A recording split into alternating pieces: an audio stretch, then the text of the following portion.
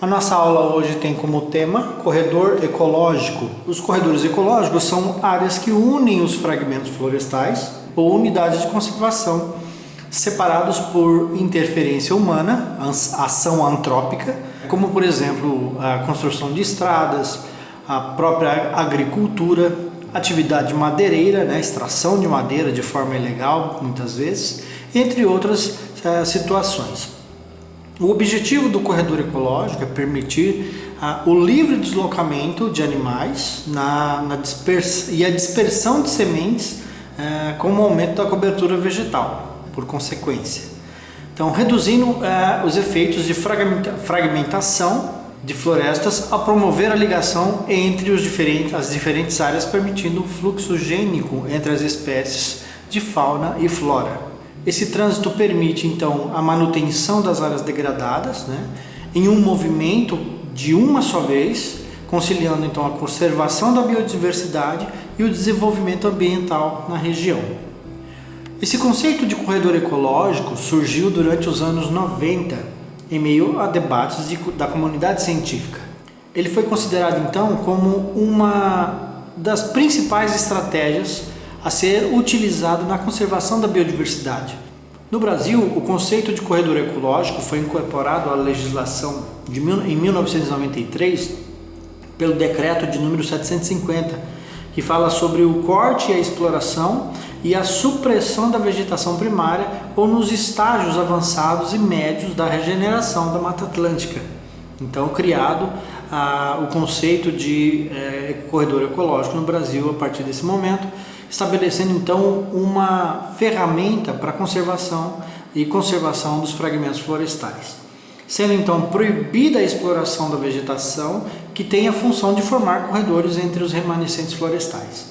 Hoje a matéria está disposta na Lei Patrimônio Natural, tanto na RPPN, do SNUC, que através do artigo 25, determina que as unidades de conservação, exceto a área de proteção ambiental, a APA, na sigla, e reservas particulares, que devem possuir uma zona de amortecimento ou, quando conveniente, corredores ecológicos. Os corredores, então, eles são criados com base em estudos sobre o deslocamento das espécies, principalmente nesses aspectos, sua área de vida e a distribuição de suas populações. A partir então dessas informações obtidas, são estabelecidas as regras de utilização dessas áreas a fim de amenizar e controlar os impactos ambientais causados pelas atividades humanas. Essas regras elas farão parte do plano de manejo da unidade de conservação mais próxima que existir, a qual o corredor estiver associado. Após os estudos, os corredores ecológicos só se tornam oficiais quando ganham reconhecimento do Ministério do Meio Ambiente. Até o momento foram reconhecidos apenas 2 corredores, sendo o primeiro o corredor Capivara Confusões, que conecta o Parque Nacional da Serra da Capivara, no Piauí, e o Parque Nacional da Serra das Confusões, também no Piauí, conectando essas 2 unidades de conservação. O segundo é o corredor Caatinga, cuja área englobada consiste em 8 unidades de conservação entre os estados de Pernambuco, Bahia e Sergipe. Além desses, hoje existem 7 corredores ecológicos em fase de implementação e estudos realizados pelo IBAMA. 5 deles estão na Amazônia, sendo o Corredor Central, Corredor Norte, Corredor Oeste, Corredor Sul da Amazônia e o Corredor de Ecótonos sul-amazônicos. Os outros 2 biomas estão no bioma Mata Atlântica, sendo o Corredor Central da Mata Atlântica e o Corredor Sul da Mata Atlântica, ou Corredor da Serra do Mar. Entretanto, com o propósito de testar e abordar diferentes condições nos 2 biomas, o Ministério do Meio Ambiente decidiu então concentrar seus esforços inicialmente no Corredor Central da Mata Atlântica e também no Corredor Central da Amazônia. Falando então em Mata Atlântica, hoje a Mata Atlântica ela corresponde a uma estreita faixa de florestas ao longo da costa brasileira e estende-se desde o Rio Grande do Norte até o Rio Grande do Sul. Considerada um dos mais importantes ecossistemas do mundo, a Mata Atlântica hoje protege e regula o fluxo de mananciais hídricos, que que abastece as principais metrópoles do país e centenas de cidades, que, além de controlar o clima local, né, garantindo então a fertilidade ao solo e a extraordinária, além da sua extraordinária beleza de suas paisagens. Suas florestas, elas exibem uma grande diversidade de espécies de vegetais e animais, né, e muitos deles endêmicos daquela área, isto é, eles só ocorrem apenas naquela localidade, naquele único ecossistema ali. Infelizmente, a flora e a fauna desse bioma encontram sob constante ameaça de extinção. Conhecido nacional e internacionalmente por suas belíssimas paisagens e pela rica biodiversidade, o ecossistema Mata Atlântica é considerado hoje um dos mais ameaçados. A sua área original antes era grandiosa, né? E hoje encontra-se restrita a alguns remanescentes já bastante fragmentados, tendo hoje 7% apenas de vestígios do ecossistema original, que, embora aparentemente protegidos pela topografia acidentada em algumas áreas, continuam sendo degradados pelo desmatamento, pela ação antrópica, para reflorestamento de espécies exóticas e econômicas como pinos e eucalipto, atacados então pela extração ilegal também do palmito e de madeira. Também a sua fauna está sendo dizimada por caçadores, o que em curto espaço de tempo pode levar ao completo desaparecimento da fauna existente ali. O futuro da Mata Atlântica ela depende então da preservação dessas áreas remanescentes, que com isso vão permitir assim a manutenção das florestas e da qualidade de vida humana associada a esses fragmentos florestais e seu entorno. A Mata Atlântica é a segunda maior floresta em extensão do Brasil, constituída de planaltos e serras. E dentro do estudo da Mata Atlântica, ela foi subdividida e nomenclaturada em várias florestas para que se fosse facilitada a questão de entendimento da fitofisionomia existente. Então, existem 5 tipos de florestas, que são floresta ambrófila densa, floresta ambrófila aberta, floresta ambrófila mista, floresta estacional decidual e floresta estacional semidecidual. Fora essa característica do bioma Mata Atlântica, existem também agregados outros ecossistemas, mangues, restingas e os campos de altitude. Para a gente dar o exemplo então, vamos falar sobre floresta ambrófila densa, também chamada de floresta tropical pluvial.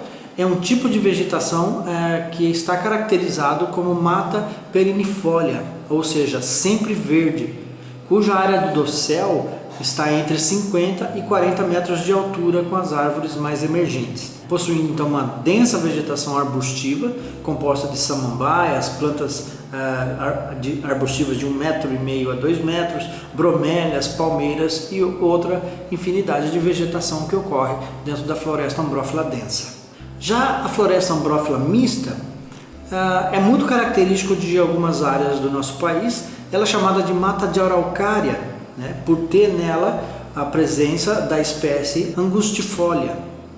A mata de araucária é um ecossistema com chuva em grande parte do ano, normalmente em altitudes mais elevadas e que também contém espécies de angiospermas e também de coníferas. Elas estão mais localizadas no estado da Santa Catarina, Paraná, Rio Grande do Sul, sendo então esparsas, poucas delas encontradas dentro do estado de São Paulo e Minas Gerais. E são árvores de aspecto próprio e único dessa região.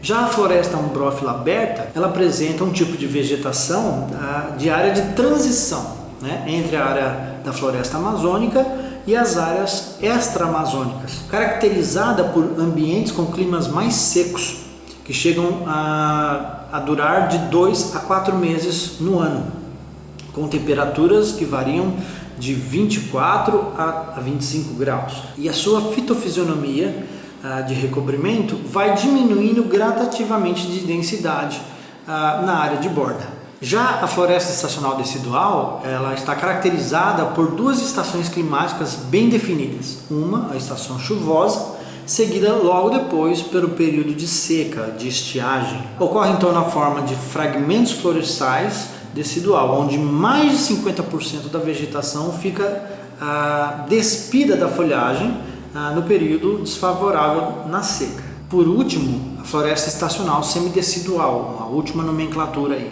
São formações de ambientes florestais menos úmidos do que aqueles onde se formam as florestas ambrófila densa.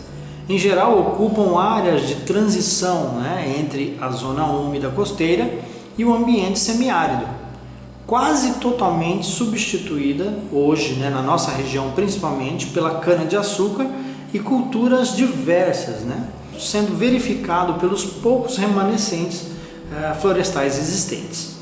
Essa formação ela apresenta um porte em torno de 20 metros, né, no estrato mais alto da sua vegetação, apresentando então uma razoável perda das folhas no período seco, né, notadamente vista no estrato arbóreo. Já semidecidual, pouca da sua folhagem vai ser dispersa para que haja essa manutenção do recurso hídrico utilizado pela vegetação. Bom, agregado a esse ecossistema da Mata Atlântica, né, nós temos então os mangues, que é um ecossistema costeiro de transição entre os biomas terrestres e marinhos. O mangue tem uma característica muito importante que quando é o encontro da água doce com a água salgada ali, então havendo uma dessalinização natural no ambiente, forma então uma área de berçário, que chama o estuário, né? Então muitas espécies de peixes adentram a área do mangue para fazer a desova e depois retornam para o mar. Aí os filhotes nascendo vão ficar um tempo ali na área do estuário e depois começam a retornar ao mar também. É interessante essa área do mangue porque além de ser uma área de estuário, ela tem uma biodiversidade muito característica associada a ela, né?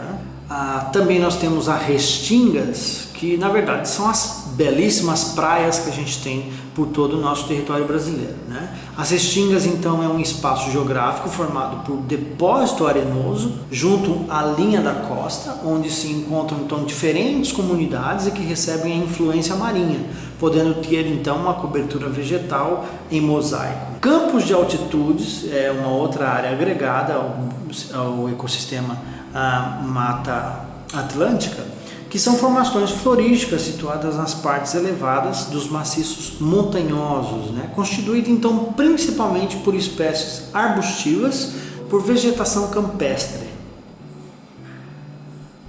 Para você ter uma ideia, a Mata Atlântica dentro do estado de São Paulo, a partir dessa figura, nós temos aí a primeira figura acima, nós temos a Mata Origem, né? A Mata Atlântica Origem de interior, que a gente chama no estado de São Paulo.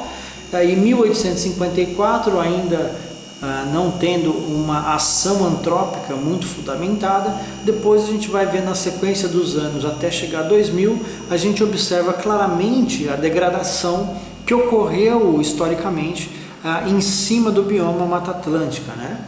O que a gente tem de Mata Atlântica então hoje são somente esses fragmentos, esses remanescentes florestais que a gente consegue observar na figura registrada no ano 2000 aí. No círculo vermelho nós temos aí o Parque Estadual do Morro do Diabo, que é bem no fim do estado de São Paulo, que a gente ainda vai poder fazer uma visita nessa unidade para conhecer assim que passar essa pandemia.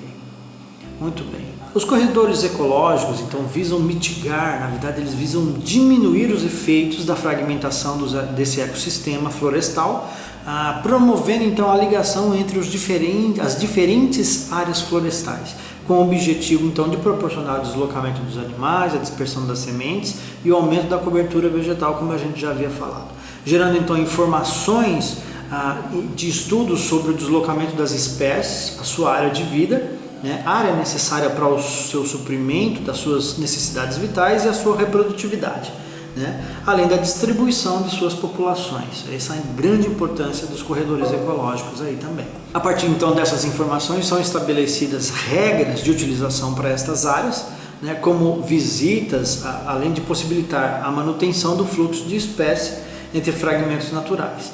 Com isso, a conservação dos recursos naturais e da sua biodiversidade. São, portanto, então, estratégias para amenizar os impactos das atividades humanas, né, da ação antrópica sobre o meio ambiente, em uma busca ordenada de ocupação humana estabelecida no mesmo território onde se localiza ali o fragmento florestal e o seu entorno. Os corredores ecológicos, eles são regulamentados então por lei, né, na lei 99/85 do ano de 2000, instituída no Sistema Nacional de Unidades de Conservação.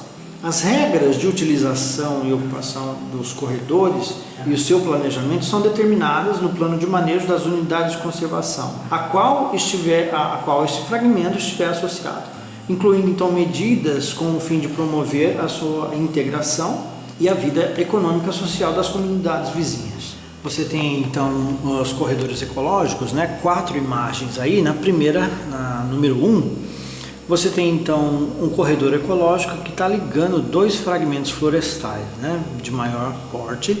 Então você tem o corredor aí, que é essa linha ou a forma que der para fazer no terreno, né, na verdade. A número 2 aí você tem uma silvicultura, que são plantações de eucalipto, e você tem o corredor ecológico que está inserido dentro da silvicultura, né? Bem característico nessa imagem. Na 3 você tem outra característica que são na verdade as matas ciliares, né, que fazem esse papel de corredor ecológico extremamente importante, ligando então uma continuidade até muito maior de áreas do que um simples corredor ecológico aí. Seriam áreas extremamente importantes e que têm sido trabalhadas hoje em dia, ou chamada também de cinturão verde, igual à figura 4, né, onde você tem o recurso hídrico, aí um grande rio passando, uma plantação ou área de pastagem, e o cinturão verde, aí, ou a mata ciliar, que vai acompanhando então toda a extensão do recurso hídrico. Sabe-se então que o desenvolvimento desenfreado, né, sem estudo prévio, é a causa principal da fragmentação de ecossistemas naturais, né, eliminando então drasticamente as redes hídricas, né, o recurso hídrico, a água ali, os nascentes, e transformando as paisagens e até mesmo anulando os seus processos e fluxos naturais. Dessa forma, né, os corredores ecológicos então podem ser uma alternativa extremamente sustentável para estruturar essa expansão urbana e rural que tem acontecido, pois são baseados em fatores biofísicos e culturais como orientadores de um processo dinâmico. Dentro desse aspecto você tem órgãos governamentais que te dão base, né, não só em termos de lei, como base em termos de meio ambiente, né, nos processos legais que possam ocorrer. Então você tem o Ministério do Meio Ambiente, o ICMBio, né, o Instituto Chico Mendes, também inserido no Ministério do Meio Ambiente, e na nossa categoria o CRBio, que nos dá então a possibilidade, né, de sairmos da universidade como biólogos formados e atuar no campo então para estar construindo, para trabalhando nessa questão também de corredores ecológicos. Essa possibilidade também de atividade dentro da área para os biólogos. O corredor ecológico hoje recebe uma parceria muito grande, que é na verdade a junção do setor acadêmico nacional, as universidades, que atuam com forma de pesquisa, né, e estudos dentro dessas áreas de fragmentos florestais, não só com a parte de vegetação, como também com a parte de fauna silvestre, favorecendo então a ampliação de bases de dados e informações sobre esse tema, gerando então oportunidades significativas para profissionais do campo da biologia, bem como o envolvimento social com as questões ambientais. Então você leva a população à conscientização da importância dos fragmentos florestais e a sua conservação, assim como preconiza a Política Nacional do Meio Ambiente. Juntamente à ampliação de propostas e programas do governo, além de políticas públicas afinadas às novas realidades globais, que cada vez mais exigem então uma cooperação de diversos setores profissionais. Precisam e devem andar juntos. O biólogo não vai fazer as suas atividades sozinho nesse campo aí de conservação e manutenção de fragmentos florestais. Depende de outros profissionais para trabalhando multidisciplinarmente para obter esse objetivo comum, que é a conservação e manutenção dos fragmentos florestais, desses remanescentes, né, do que nós temos aí. Isso então permite o enfrentamento da vulnerabilidade hídrica e climática por meio de ações efetivas na proteção das florestas e a sua biodiversidade. O corredor ecológico promove essa arborização de rotas que reduzem esse acúmulo do calor nas áreas urbanas que estão nas proximidades desses corredores ecológicos aí. Então a formação de um corredor ecológico é um excelente exemplo de como a sociedade civil e governamental deve confiar no exemplo que vem da própria natureza para desenvolver então projetos sustentáveis. O monitoramento é fundamental para demonstrar ainda mais os múltiplos benefícios da criação desse corredor ecológico e da sua adaptabilidade ao longo do tempo, dentro da área onde eles estão inseridos, né? Não só para a parte da vegetação, quanto também para a fauna existente ali no local, para que ela possa estar sendo inserida ou se acostumando, se adaptando a esse novo ambiente que está sendo criado ali. Nós temos então um grande exemplo no nosso planeta, que é chamado de a Grande Muralha Verde, que é uma área no Saara e o Sahel, que é uma iniciativa da África para combater os efeitos de mudanças climáticas e desertificação naquela localidade. Liderada pela União Africana, essa iniciativa tenta transformar a vida de milhões de pessoas, criando um grande mosaico de paisagens verdes e produtivas, cobrindo todo o norte da África. E cobre 8 km de extensão por 15 km de largura, conforme a figura que você está vendo aí no país, então no continente africano. Essa muralha verde está saindo de Djibouti, indo até o Senegal, pegando toda essa faixa onde tem aí a área desértica, que é o deserto do Saara, indo até então a área do Senegal aqui, de Djibouti a Senegal. Então toda essa faixa que eles estão criando na África vai servir então para ser um controlador climático e um freio para a desertificação e crescimento do deserto do Saara, dando possibilidade para as pessoas que vivem nesse local terem uma área produtiva de cultivo também para sustentabilidade dessas pessoas. O cientista responsável das Nações Unidas para o combate da desertificação, o Sr. Baron Joseph Orr, explica que a ideia não é só plantar as árvores, mas criar um valor social e econômico agregado. Com a ajuda também das instituições governamentais e a ONU, o objetivo é criar condições para que as pessoas possam plantar em locais hoje que não oferecem essa possibilidade por causa do solo desértico. Então eu gostaria que vocês assistissem esses dois vídeos, tem aí os links abaixo, que vocês possam dar uma olhadinha. Eles falam então sobre esse grande trabalho que está sendo realizado na África, que poderá ser visto até do espaço. Então aí você tem a Grande Muralha Verde, que nada mais, nada menos é que o corredor ecológico que a gente tem comentado aqui. Então eles estão criando um gigantesco corredor ecológico para ter essas características de mudança no ambiente favoráveis ao povo africano. Os corredores ecológicos oferecem então essa possibilidade de conciliar os múltiplos usos para a espécie humana com o convívio do seu cotidiano nas áreas naturais ou áreas recuperadas, áreas degradadas que hoje estão recuperadas, estão sendo recuperadas.